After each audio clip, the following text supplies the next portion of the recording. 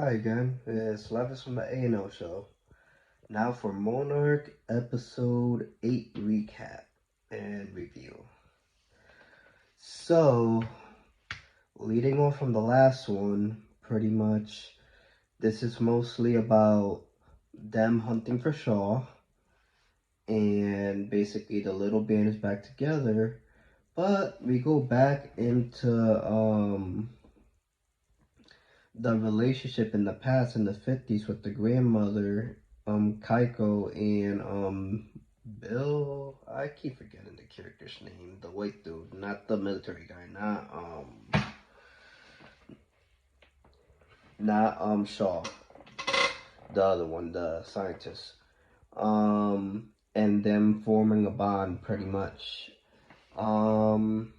Basically they were ridiculed in the past, basically from the general of them not finding any monsters or any data or anything to believe in. They're just wasting their money.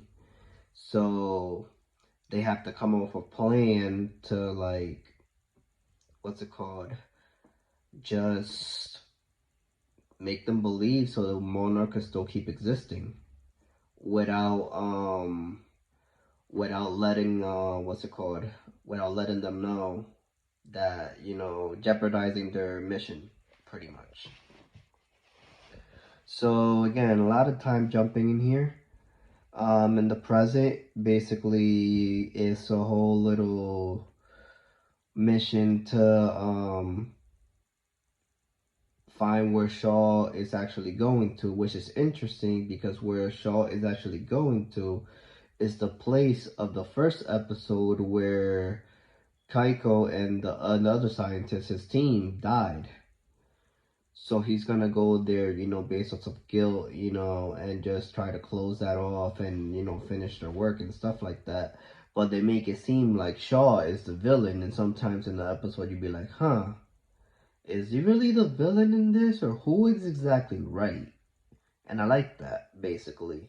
Is Monarch right, or is Shaw right? Because Monarch is using data, and basically they're saying that, you know how in the last episode, Shaw exploded, like, where the ice monster was in Alaska, which was, I guess, one portal that goes into the other world, basically. So he said that reacted. I guess he's going on doing the same thing to other outposts and areas. So that, reaction is gathering a lot of radiation. It's a lot of area to, like, Godzilla, like, level. So there's a new threat coming in a way. So I was like, okay, that's intriguing.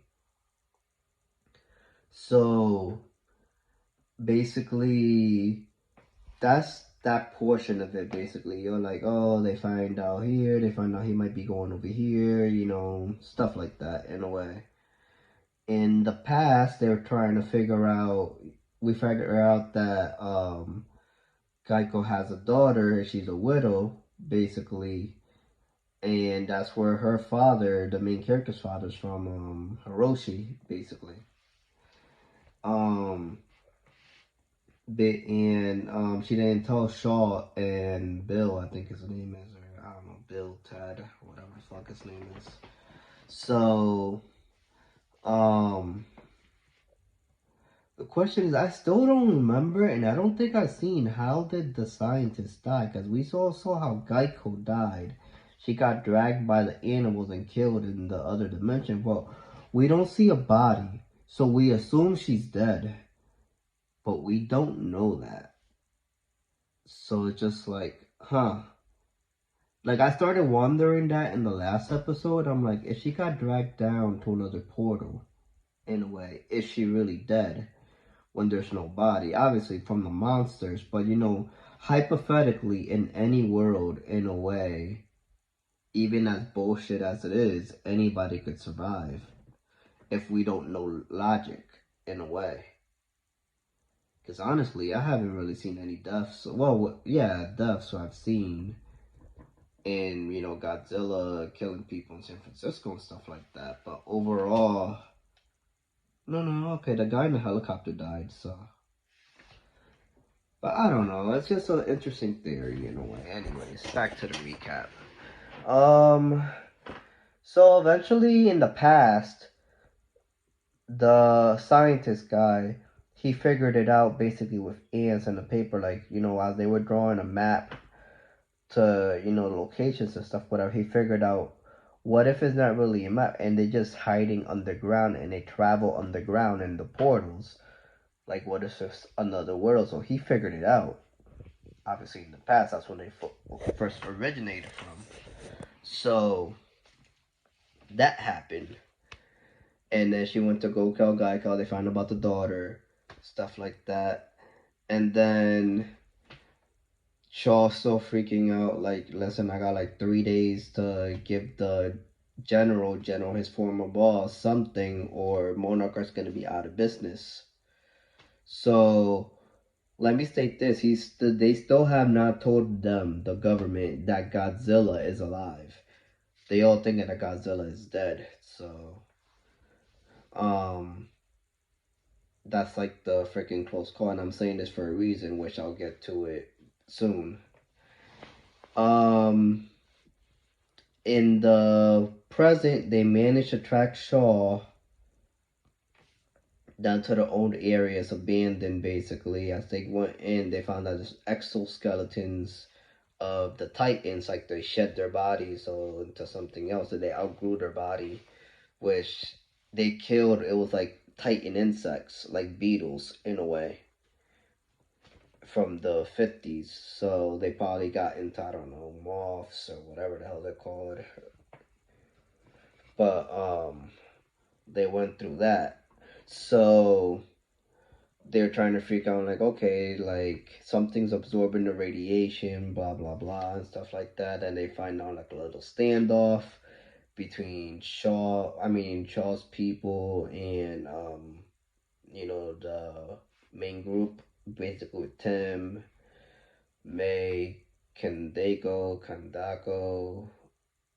Kantaro, and what's the main character's girl's name? I already fucking forgot. Lisa, Layla, I don't know. We'll figure it out in the next episode. But there's so many goddamn names that I'm like, I don't even know what. I'm watching too many shows. Anyways, so back to the past, which is the last past scene, basically. It shows Shaw with a envelope and paper in hand, basically, and documents, like with the map. And he was gonna present the general, and the general didn't want to hear it. Be like, he's disappointed. Like, you gave him a shot, blah blah blah, and this that whatever.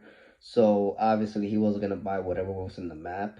But then he kind of like told them what um Kiyoki and Ted, Bill, whatever, told him not to say. Be like, okay, Godzilla's alive. The bomb didn't kill him, and they put him in shot, and that kind of like his whole reversal thing just went unnoted. And like, all right, like. But it's like, oh, you gotta guarantee them that their jobs are still gonna be there and they won't be unchallenged and stuff like that. And he gave them the map, so that kind of like saved their ass right there.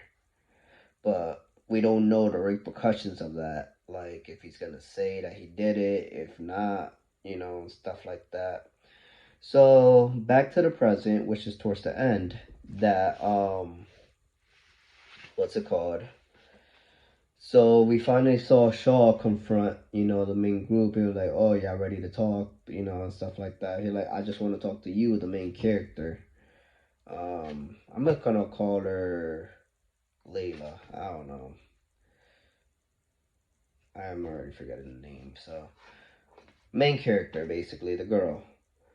Um, she's like, "Oh, you know why I chose you, because you saw into Godzilla's eyes, and you know that he's had some mind of his own." He told him his entire plot. Like, listen, Godzilla knows what he's doing. Like, basically, Godzilla is basically the stopper from those monsters getting into our world or us getting into theirs. Basically, like he's protecting us from them and them from us. Basically, so.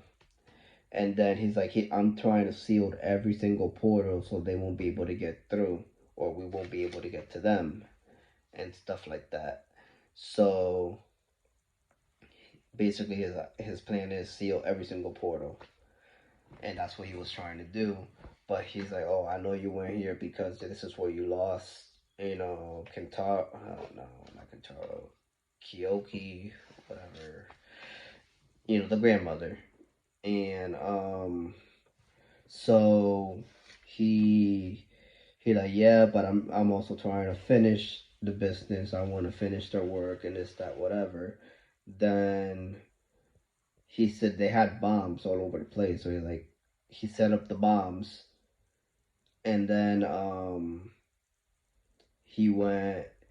He like, all right, let's go. But then like one of the beetles was crawling up the thing. The bomb set out. Everybody was trying to escape.